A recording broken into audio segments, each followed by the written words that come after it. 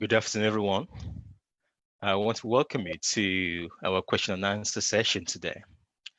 Welcome, everyone. It's Wale Oladipo here. I'm the lead trainer and director of Mind Body Breakthrough. We specialize in collaborating with the human mind for the exploration of the subject of mental health. We consult, we run workshops, and different other conferences around the United Kingdom and also overseas. It's a huge pleasure to be with you today.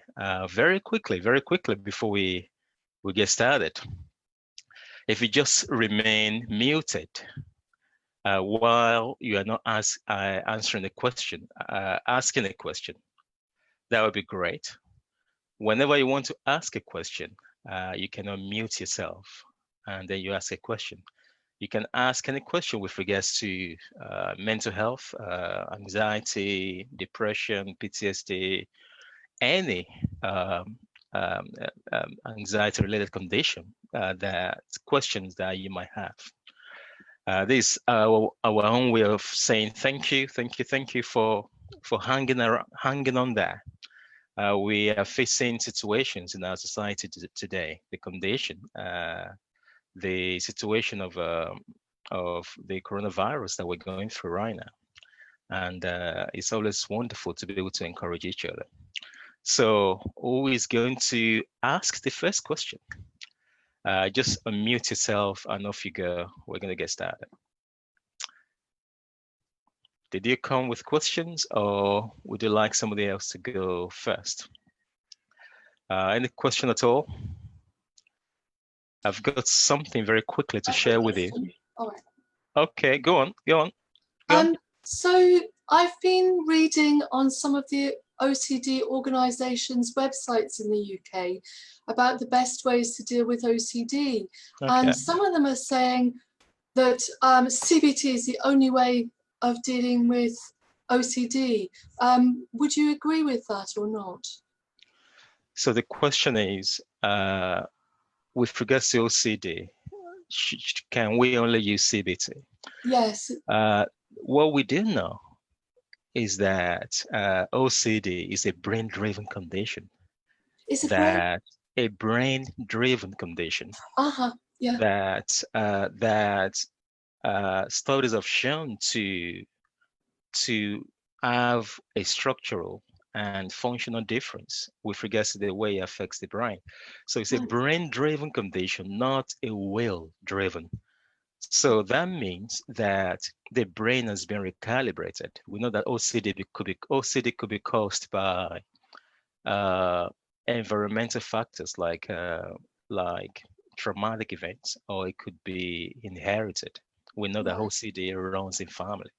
So that means it is very intense with regards to the way it affects the brain. So with the way we deal with OCD with our organization at Mind Body Breakthrough, but the best way that we've been able to help people is to integrate different types, different modalities of therapy, especially even holistic therapy, because what we do know is that that there are different regions of the brain that studies in SPECT or PET studies have shown to be affected. So, for example, we know that there's a particular part of the brain known as the ACG, anterior cingulate gyrus, that has been implicated in OCD. And also there's a neurotransmitter that has been implicated in OCD. And the neurotransmitter is the serotonin. There are other neurotransmitters. So when you're looking at the biochemical reason, neurological reason, neuroendocrinological reason, and we're looking at emotional reason, psychological reason. So we want to make sure that we widen our scope of therapy. CBT is great. It uses the top-down approach.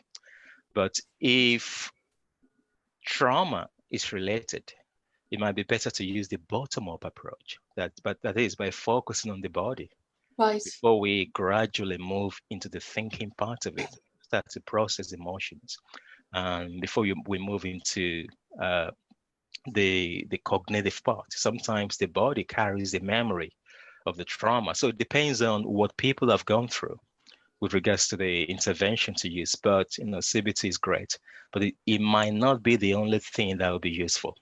Okay, Does that make sorry, sense? I sort of jumped in with my question. Oh yeah, that's fine. That's fine. And I am used to seeing certain areas saying that CBT is the only way of dealing with certain things. So I was quite disappointed when I saw that, and I thought that there might be other responses, but that certain organisations may have their preferences. Can I ask another question about Yes, CBT? yes. Go on.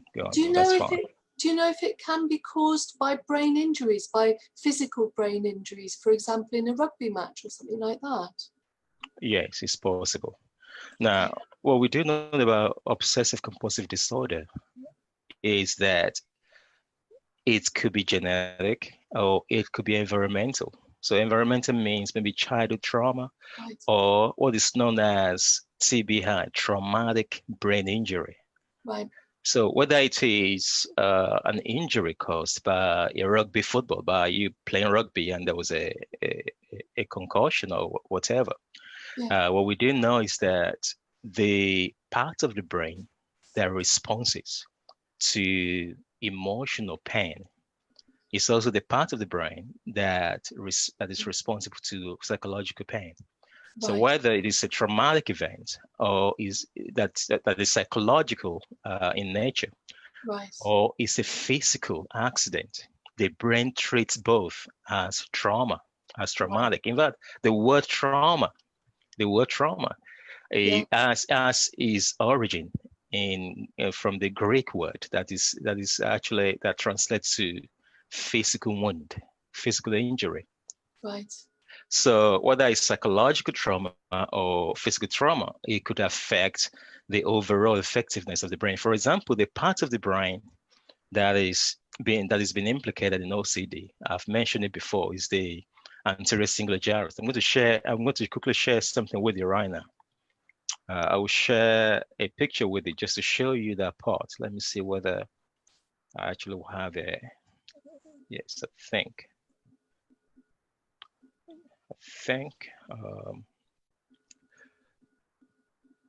I will just show you the part of the, let me see, the part of the brain that could be involved in that. Okay, I'm sure you could see the picture of a brain, a brain picture right there. Now, the anterior cingulate gyrus is somewhere here. It's not labeled in this sure. image, but it's somewhere right here.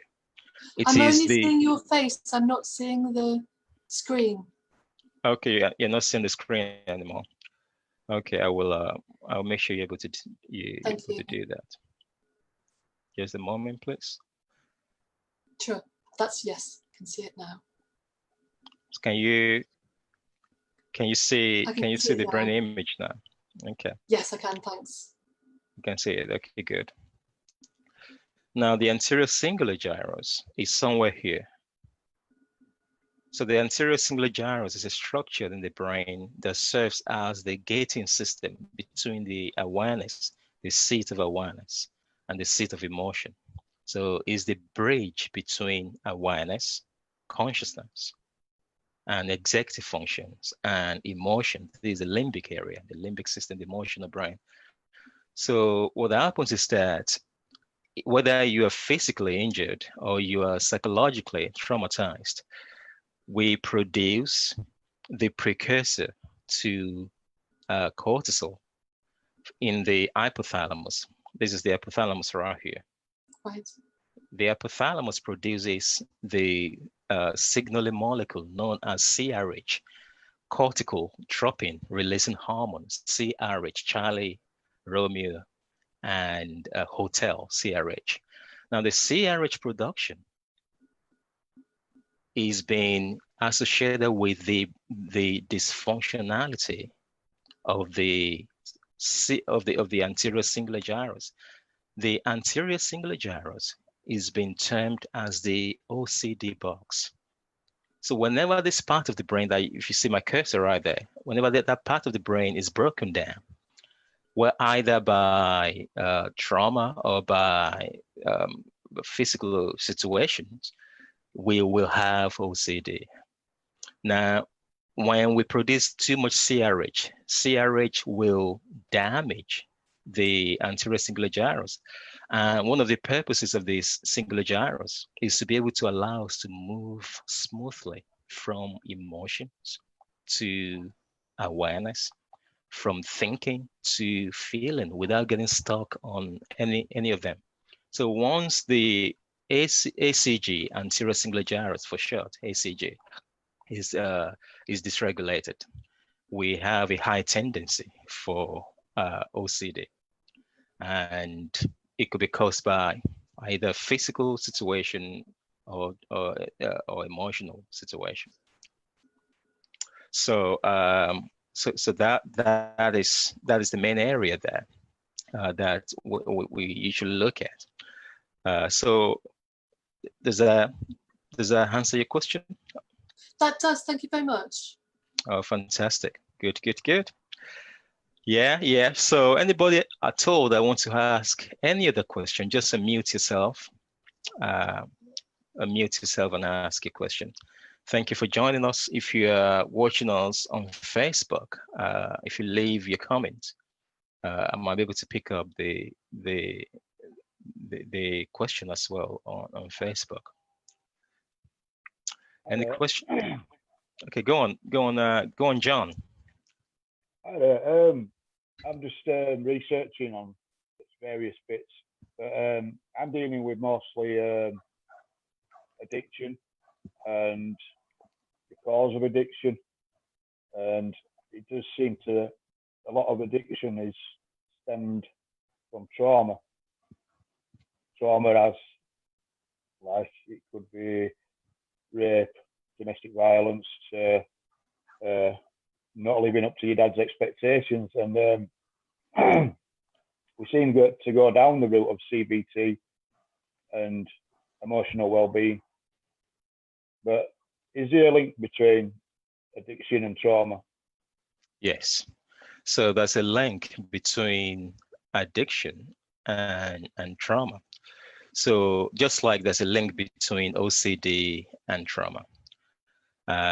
So what we know is that addiction is a first layer of defense, very tough defense that is protecting the unresolved traumatic emotions. A lot of studies in addiction have shown that, especially childhood trauma, when the brain is still very young, developmental trauma can eventually gravitate towards addiction. There's a theory called the theory of the self-medication theory. You can just Google that. Self-medication theory proposes that people subconsciously choose their addiction that they use for coping mechanism depending on the type of the trauma that they've gone through. For example, if it's alcohol has always been the go-to mood altering strategy against PTSD, to numb the symptoms of PTSD, to cope a little bit. If you choose heroin, for instance, studies have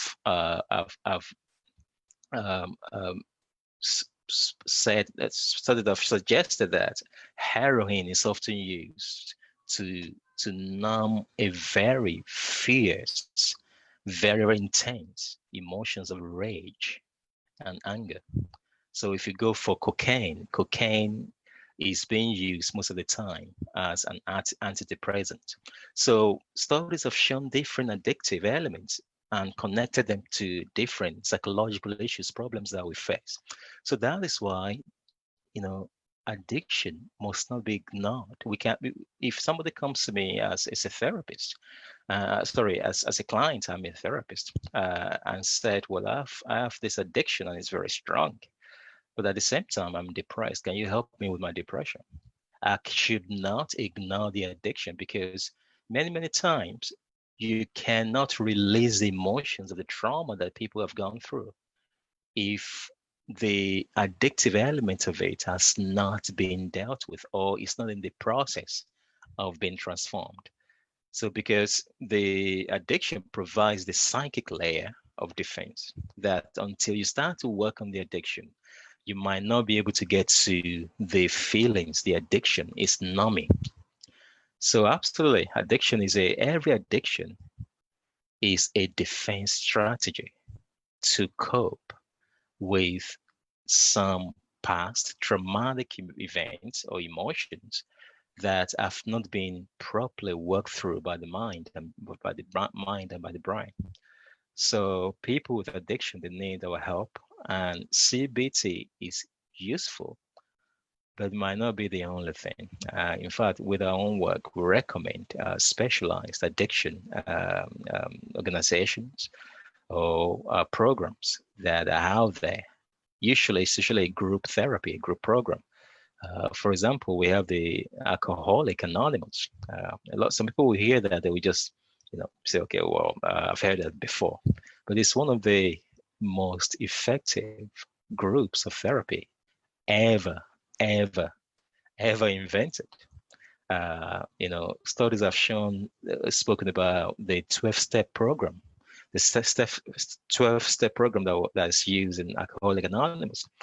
Has been replicated in different other addictions, and people are being transformed gradually. So we usually recommend programs like that for our clients, while at the same time we are providing the secure base from where they could launch. We're providing that platform and that therapy for them. So does that make sense to you? Did that answer your question?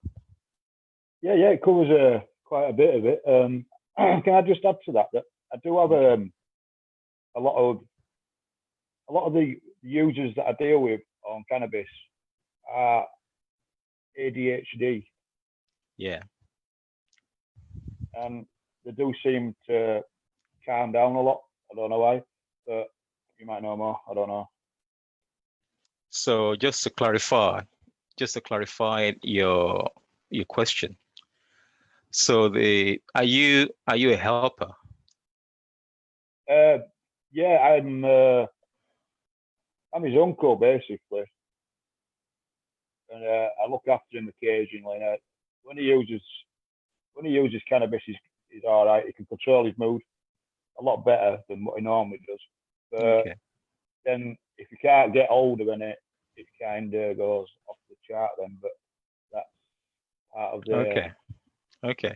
So has he been diagnosed with ADHD? Yeah, he's got severe ADHD. Okay, so that makes sense. Now, what happens is that, let me show you this. Let me share this picture again for you to see. Let me see. I want to make sure you're able to see it properly. Yeah, I should be able to see it now, I think. Just hold on, please. I want to show you that picture of the brain again. Yes, you should be able to see it now. Now, this part of the brain, this is the prefrontal cortex. This is the prefrontal cortex right there. Now, the prefrontal cortex is the seat of our executive functions. Now, if you suffer from trauma from childhood, studies have shown that there's low blood flow activity in this part of the brain. When the blood flow is low in any part of the brain, the function of that part of the brain is reduced. So the PFC in ADHD, studies have shown to have low activity. So that means the internal supervisor, this is the CEO of the brain, this is the one that's supposed to supervise the brain structures, the different brain regions, to be able to connect every region of the brain to work together in an organized, controlled way. So if you have low activity in the PFC, you will struggle to be able to focus because there's a center for your focus, for your attention. You struggle to have long attention span. You struggle to be able to make a right call, a right judgment. Your forethought is the seat of your impulse control. And also it just makes the entire brain activity more exciting. So if you're low in, if your prefrontal cortex is low in blood flow, and with other neurotransmitters such as dopamine and norepinephrine that studies have implicated in ADHD. So that means it's like the entire brain is being suppressed. It's dark in there if there's nothing to be able to turn the brain on. That is why if you have ADHD, they will recommend psychostimulants to stimulate this part of the brain so that the boss can come back on site and help boost and stimulate and coordinate other regions of the brain. So for somebody with ADHD that is not getting the right help, just like the theory of self-medication that I've just spoken about, they're more likely to gravitate towards cannabis, because cannabis will stimulate the dopamine in the basal ganglia to drive some activities in the front of the brain, and also to reduce the cortisol levels, at least for the time being, for them to feel a little bit better. Of course, the cortisol goes up. The cortisol levels eventually go up above the baseline once the cannabis wears off. So they have to go and seek another one. That is why they become agitated a lot, especially the anxiety center right here. If you look at my cursor right there, the anxiety center goes crazy if the cannabis as one off. So you can see it's self-medication. We have some clients a while ago, and a particular client for just to focus on one example, whose teenage son was experimenting with cannabis, just drugs, and she was not happy with it. But I was asking her, so what happened? And she said, well, he's been diagnosed with ADHD when he was 7, but his GP said when he turns teenager, when he becomes a teenager, we don't have to give him the psychostimulants anymore because they tend to grow out of it. And I was like, are you kidding me?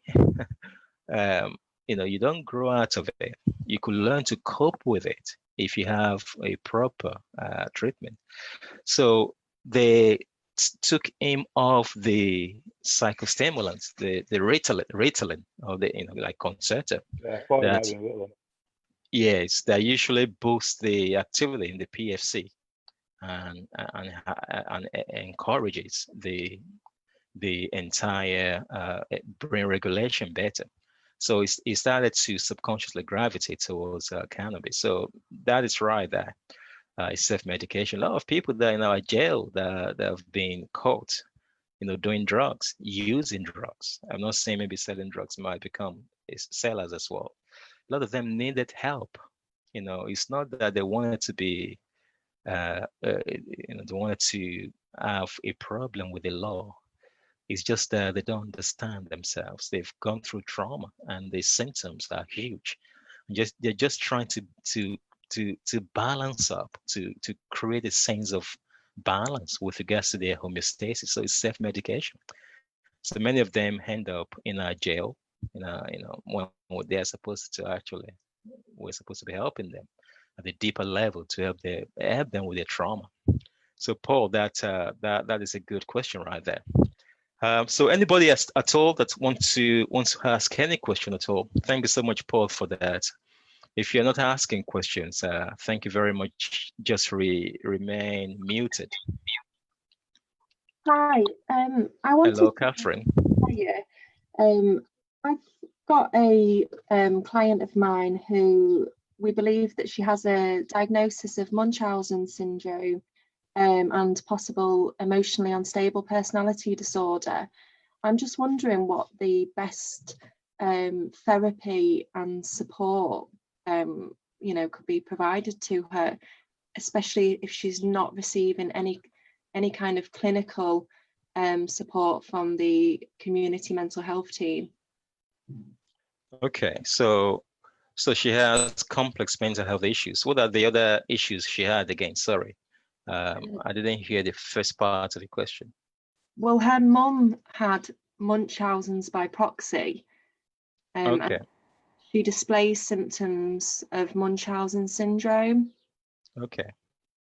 There's no formal diagnosis, but it's people. We feel that that's something that she could be suffering with. Okay. So she's not receiving any support, any professional support at the moment, is she? Only from she receives support from myself in the health and adult social services, but she's not. Does she have any other complex needs, mental health needs? She struggles to regulate her emotions, and has heightened anxiety. How old is she? 27. 27. Okay. Does she manage to have a job, to keep down a job and stuff like that? I want to figure out the levels of the impairment. She's got a mild learning disability as well. Okay. But it's not severe enough that she receives support from the local learning disability team. Okay. So how does she respond to therapy? Does she respond? Okay. I don't believe she's ever had any therapy. Okay. So what sort of support do you give to her? Not from a therapeutic perspective? No. I mean, obviously, as a mental health social worker, I can provide some emotional support and professional support, but not clinical. Okay. So, a whole bunch of complex mental health needs could be narrowed down to a traumatic event, usually from childhood. Yeah. Complex trauma brings about a whole bunch of complex needs. Now, if I show you the image again, that image of the brain again, just hold on, please. Now, if you look at, I'm sure you could see my screen. Can you? Yeah. Oh, good. Now look at the hippocampus here. The hippocampus is the major memory center in the brain, the major memory center. But it doesn't just do memory. It is the center for our learning capability as a developing brain as we're growing up. It's involved in learning. It's also involved in stress response, being able to regulate our emotional state. Now, usually major publications and editorials, they will focus on the hippocampus as memory. Even this image, see they just write memory there. But the hippocampus is actually intense with regards to your capability to be able to learn and to develop the learning pathways that are fully fledged, fully compatible to a fully actualizing human. So what happens is that if you've experienced traumatic events, it could be prenatal trauma when you were in the womb, or postnatal trauma, the first 6 months of life.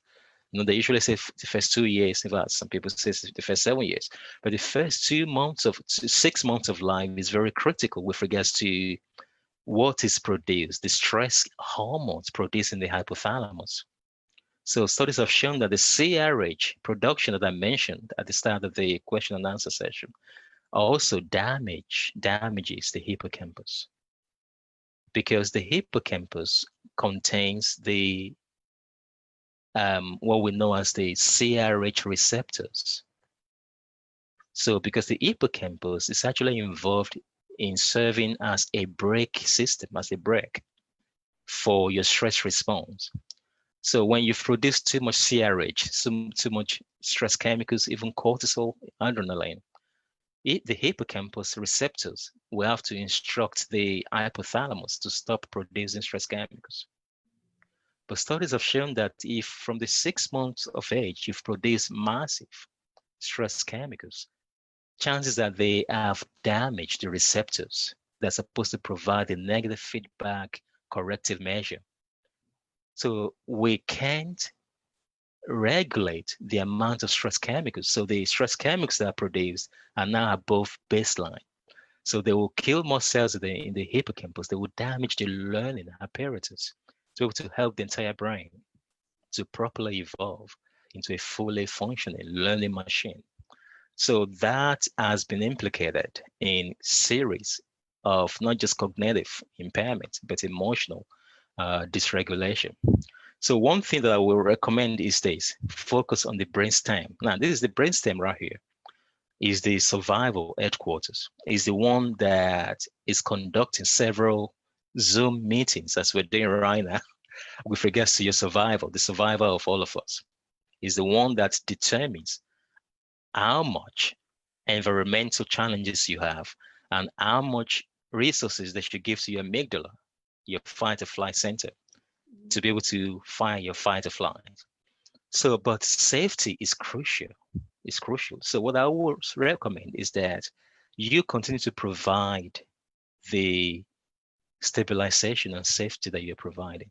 What people like that need, even before they have one-on-one therapy to go deeper, is safety. They want to be able to have a few people around them that show that they care, that provides unconditional positive regard, providing empathy, providing love and care, so that people feel safe. The environment is very important. If they don't feel safe in the environment, the brainstem will continue to upgrade their threat levels. So that means they will be experiencing more problems with regards to anxiety, stress, and emotional dysregulation.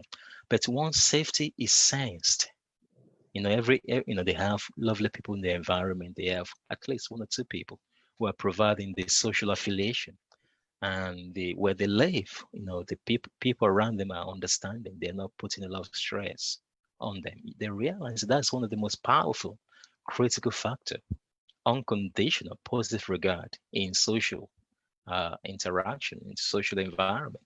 You realize that things start to change gradually because you need your brain not to be stressed out in order to be able to benefit from even other psychological interventions.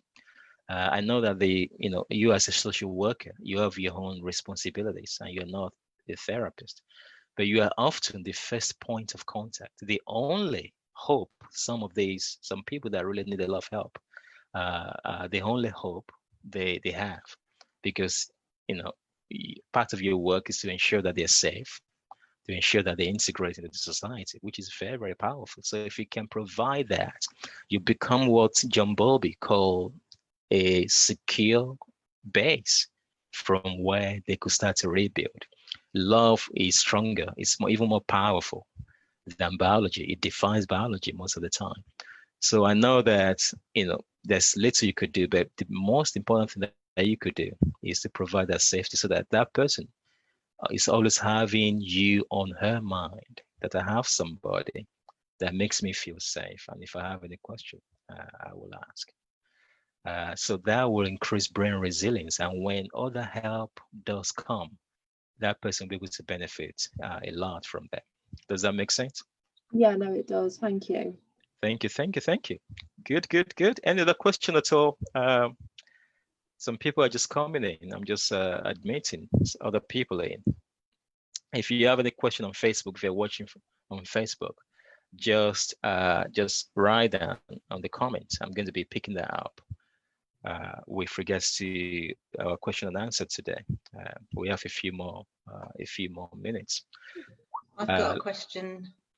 Is that Ang? Yeah, Ange, yeah. Yeah, Ange. Okay, go on, Ange. I've got a question linked to the previous question, the one before that. Okay. With regards to addictions, And I've often found people with an addiction will replace it with something else. So, for example, a friend of mine is alcoholic, but she's replaced it with becoming completely vegetarian, vegan. Is this something that is quite common, that they will just replace it for something else? So, you know, an alcoholic will start and then move on to drugs and harder drugs and that kind of thing. Yes. Yeah, But that's they always common. need something. They always seek something, is what I'm asking. Yes, that's common. And there are specific junctions in people's life that as they're trying to combat one particular addiction, you know, they transmute into a different other addiction. It's a different other coping mechanism. It's just like the head of the Hydra. I'm sure you've heard that Greek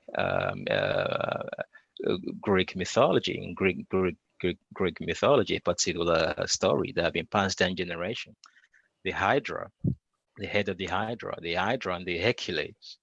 The Hydra is this huge, multi-headed guy that, you know, if you cut one head off, and from the stem of that head, two other heads will grow. He's already had multiple heads. And it's like he's just conquering everybody until Hercules, you know, comes around. And the Hercules is is very strong as well. Is the hero. And he was fighting the Hydra, but he couldn't defeat Hydra because anytime he cut off the head of one of the heads, two or three other heads just will spring up. Then until he realized that there's one particular head out of the many heads of the Hydra that is mortal. So eventually figure out what that head was and he cut it off, and that was the end of the Hydra.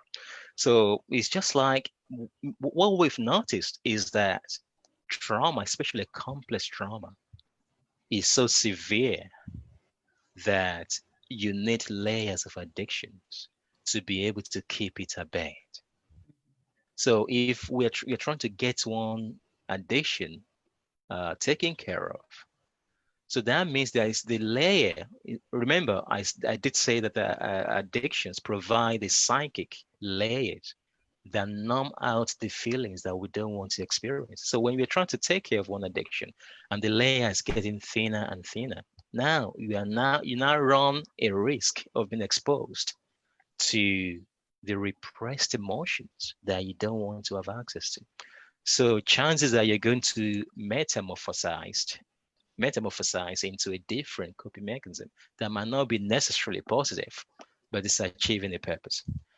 What we should be looking at more and more is helping people to get to the root of the situation that almost nobody has been talking about. You know, it's very cheap. It's cheaper to medicate a society, but it's a lot expensive, but more profitable to educate and to use therapy, to use relationship at a very, very, very nice pace and long enough for people to be able to transform. So that is possible.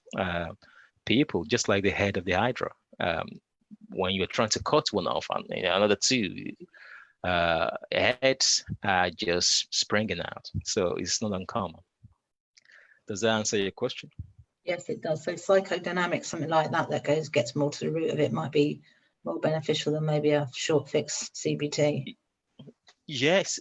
No, we deal with a lot of traumatic situations, and we have a course called the Healing Trauma. And what we do on that course, some of you listen to me, you've probably attended the course, is to bring together a whole bunch of ideas from science to psychiatry, to neuroendocrinology, to biochemistry, to EMDR, to EFT, to different, all sorts of approaches.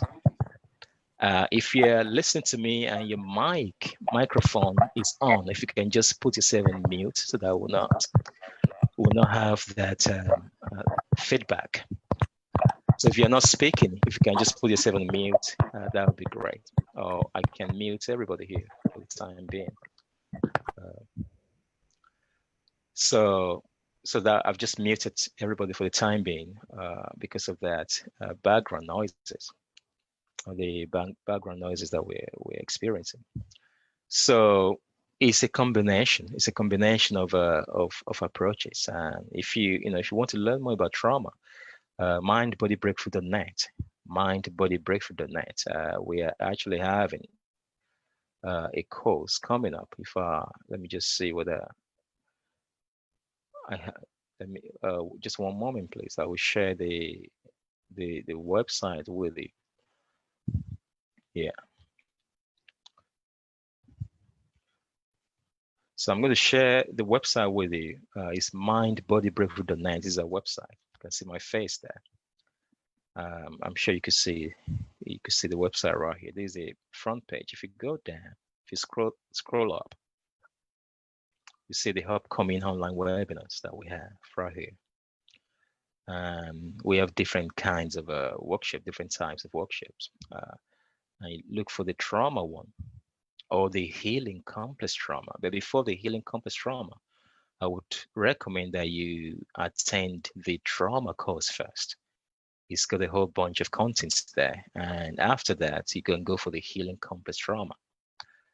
These two courses are recommended. They will give you deeper understanding with regards to how the brain works and the best way to cope with complex trauma. And of course, some of you have been asking about the questions on OCD. We have a specialized OCD course that goes deeper. It's 2.5 hours. You can always get your CPD certificate after that. So that is that. Good. Any other question? I'm going to unmute you guys so that you can just unmute yourself if you want to talk. There's some questions here actually from the live chat. I'm a teacher. Can you recommend any tips for dealing with mental health issues with kids in a mainstream classroom? That's a big question. The first thing that I'm going to be suggesting is that try your best not to lose control, not to be so frustrated that you have to project it. For example, yelling and getting out of control, because your energy in that classroom is extremely important.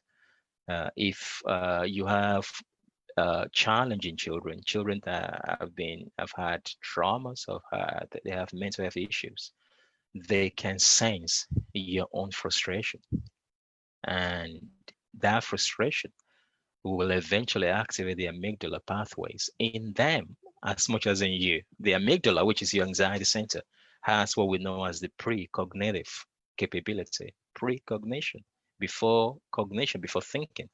Just as if it has a magic power to figure out what is going on before something actually happens. So you realize that they act out more and they're more difficult. So it's important to focus on yourself, being able to control your own frustration. And as I've mentioned, as I've provided some advice for Anja, I think the lady that asked the question, that answered the question, who is a social worker, being able to provide a secure base is very important. There's little you could do, because most of the work with regards to being able to provide safety actually comes from home. You could do your best from in the classroom, but you have the responsibility of making sure that you deliver effective education, and also the other students are able to learn as well, so that you have the responsibility of the offset to cope with. But the best you could do is, I'm not saying you should be the therapist. You should be the secure base that provides sound boundaries, but at the same time understanding that people who've been traumatized, who have mood swings, that might want to feed into your own frustration. So you want to make sure that you bear that in mind. So another question here. I'm a qualified therapist with experience to date in bereavement and loss, but now seeking to specialize in anxiety work. Education, learning-wise, can you suggest a good place to start, please, to gain greater knowledge? So you want to specialize in anxiety. If you're a qualified therapist, most of the lion's share of your work could actually be done through personal and professional development. Going out of your own way to develop your own expertise through short courses, through CPD courses. We have a whole bunch of CPD courses that we run on anxiety. Find people who know what they're talking about when it comes to anxiety, depending on how deep you want to go, and collect your own learning, review your notes, go into research and look at some of the latest studies that are coming out with regards to anxiety. What studies are showing is that if you focus on a subject after you've already qualified as a professional, focus on one area of study that you want to focus on. Between 2 to 4 years, you become a national expert. 2 years to become an expert in your locality. Between 4 to 5 years, you become a national expert with regards to the level of understanding that you have and the control that you have over the subject. The field of therapy is very fluid. It depends on your own tenacity and determination to be able to branch out. So I've done a lot of advanced courses, personal development training and seminars on different subjects that we focus on. I started out as an anxiety therapist, but over the years I've evolved into other things. But so that is the advice I would give. If you once you're qualified, you're already in the business, you just want to develop your own skill set in some areas so that you integrate the new learning into other things that you're already doing, because they're all linked, they're all connected. Another question. Let me just see. Okay, some of you are just helping each other out on the live chat. Let me just see whether there's any question on Facebook. Thank you, guys. Some of you are saying some good stuff on Facebook. Oh, you're watching from Dubai. Oh, fantastic. Fantastic. It's Dubai today. It's very warm in the United Kingdom today. I can't wait to get out of this room. Yeah, I'm sure it's even more. It's even warmer in Dubai right now. So, okay, I'm going to answer one or two more questions. I think our time is leading to 3:30 very soon. So I've given you the capability to be able to unmute yourself and ask a question again. If there's a question in your mind right now, go ahead. Anybody at all wanted to ask any question? So there's a question here actually, Heidi on Facebook. I've had losses in my family, my brother, then my husband, and then my dad, all figures I looked up to. I'm a nurse, and someday the silly frustrations get to me more than other days. Is there anything I should be doing besides beating myself up and being made to feel guilty? Heidi, thanks for sharing that. What we didn't know is that bereavement is one of the hardest sources of trauma. Yes, depending on the intensity of the losses. It doesn't have to be a person. It could be something that you've lost. Some people have lost a particular part of them, a limb, because of accidents, a functionality, hearing. All those things also, they are part of the overall loss that we face, especially if you've lost somebody that's been a father figure, a mentor, a husband, a spouse, a partner. that served as a huge encouragement in your life, if those people were taken away too abruptly, even if you knew they were going to die, it was still extremely, it could be very, very traumatizing. A lot of people have gone through that right now because of the coronavirus situation.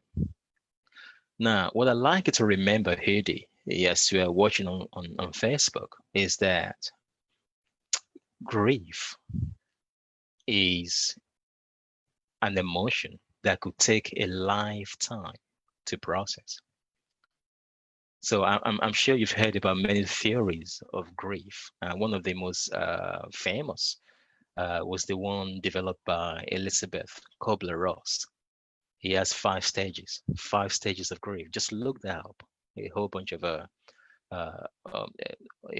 of information, the public domain. 5 stages of grief. We have number 1 is denial. After denial, you move to anger. After anger, you move to bargaining. Bargaining is when you start to negotiate with reality, hoping for a different reality to surface. And we have the second to the last one, which is depression. You move into a state of depression as you gradually start to be open and come to terms with your loss. Then eventually you settle, hopefully, on acceptance. Acceptance is the last one. But studies in grief work have shown that this is not linear. Sometimes you think you're accepting, you're in acceptance. Bam, bam, bam, bam, bam, you're back in anger. Other times you think you're depressed, maybe you're about to get to the acceptance stage, you're back in denial. It could fluctuate. It takes a long time. Either it's grieving a relationship that has been lost. Maybe there was a divorce and the other part of the relationship didn't want it. So it's a loss to that person. Or you lose somebody that you love, or you lose your dog, you lose something that's very important to you. You've got to be patient. Self-compassion is huge. And also understanding that the grief graph is not flat. It oscillates, it vacillates between the 2 extremes, joys and sorrows, happiness and despair. And it could go on for a long time. What you need to do is to find social interactions, find people that could help you cope. Studies have shown that, if you have strong support network, you will produce less cortisol levels. For example, in animal studies, stress out a rat, a lab rat, stress him out. And what happens, stress him out so much and put it in a cage where there's no any other rat that it knows. And later on, test his glucocorticoid levels, the levels of the stress chemicals in the circulating blood flow. You realize that it's gone crazy because of isolation. Now, stress out the same rat and put that rat in the middle of a few other rats that it's used to. And later on, measure his glucocorticoids level is a lot less.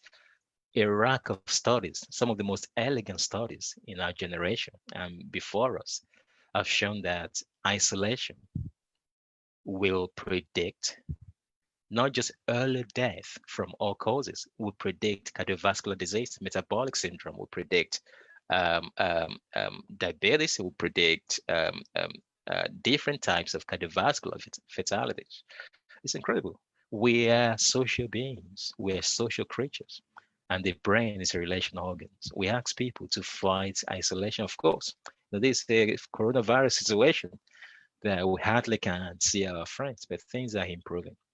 It doesn't have to be somebody that comes from your family. It could just be a support network. It could be a yoga class. It could be a Pilates class. It could be a dog walking community. How can you be in a community? Whatever you're going through, you're better off in a community. So Heidi, first of all, self-compassion, a lot of patience, because you're going to go through those mood swings several times. It's part of the grieving process rather.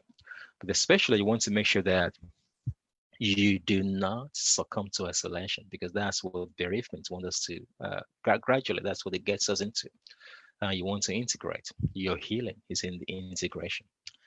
And I'm sure the people that have passed away, that you are respecting, you're grieving, they would love it if you start to connect and integrate with life again gradually, even though you're still in that midst of bereavement. I hope that's helpful. Heidi, I hope that's helpful. Good. So let me see whether there's another question here. Is a catch-up recordings available for today's Zoom session? No, it's not. No, I'm joking. I'm joking. I'm joking. I think it's being recorded. No, it's not. Well, oh, it's on Facebook. The Facebook will catch it. I didn't press recording right here. I wanted to, but I forgot. But just go on Facebook, Mind Body Breakthrough Facebook page. You should be able to get it there. Sorry, I wanted to record it, but to be honest, I was having a nap. 2 minutes to go, I was still fall asleep. There's been so much going on with regards to a whole bunch of things going on at the moment. So I woke up very quickly in 2 minutes. I jumped on on Zoom. So I'm sure I'm just watching myself on Facebook right now. So the Facebook will make sure that it's documented, so you can catch it on Facebook. Good, ladies and gentlemen, it's been wonderful sharing with you. I hope we could go further. It's our own way of saying thank you, of contributing to the collective mental health situation with regards to what we're going through. So I hope this has been useful. We have another date in July or early August, I'm not sure. We want to try and do that once a month for the time being. If you have some of the most difficult questions that you have, write them down. As you get them, write them down and bring them to the next session. So thank you so much, Iswale Oladipo. Please like this and share it.